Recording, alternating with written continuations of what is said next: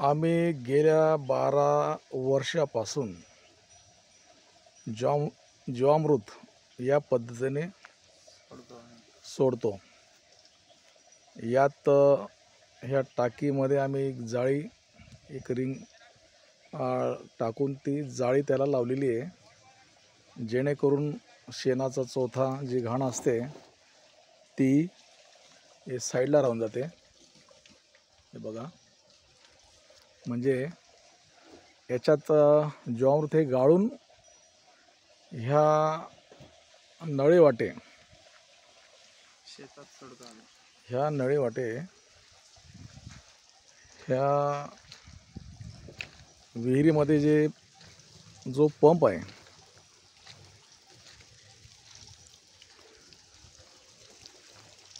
त्या पंपला आम्ही खाली फुटबॉलजवळ टी बसवलेला आहे आणि ही नळी त्याला जोडलेली आहे। ही साधी आणि सोपी कमी खर्चातली पद्धत आम्ही गेल्या 12 वर्षापासून सोडत आहे। आणि याच्यात जो टाकीमध्ये हा चोथा उरलेला आहे, हा बघा, हा चोथा आम्ही जे आमच्या देशी गायांचे शेणखत आहे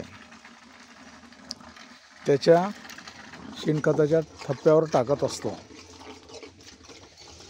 आणि त्याच्यानंतर शेणखतावर आम्ही समजा एक ट्रॅक्टर ट्रॉली शेणखत असेल तर त्याला आम्ही 2 टाक्या जीवामृतच्या सोडतो आणि हा चोथा जसा जसा निघत असतो तसा आम्ही त्याला शेणखतावर टाकत असतो।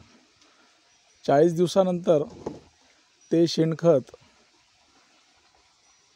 घन जीवामृत तयार होते त्यापासून, आणि त्या घन जीवामृतपासून जे आपले शेण आहे त्याच्यापेक्षा 5 पट ताकद त्या घन जीवामृतला मिळते। वर्षातून आम्ही एकदा फळबागला घन जीवामृत देतो आणि महिन्यातून 2दा आम्ही जीवामृत सोडतो। पावसाळ्यात काही पाणी देत नसल्यामुळे बागेला पावसाळ्यात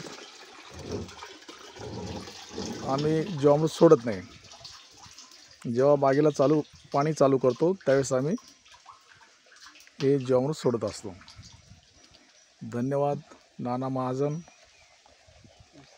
विषमुक्त नैसर्गिक शेतकरी, विश्रामबाग, नगरदेवा। त्याच्यात टाक। आता ह्या 2 टाक्या सोडल्या गेल्या आहेत, ही 3री टाकी आहे, 4थी टाकी आहे, ही एक इकडे टाकी आहे।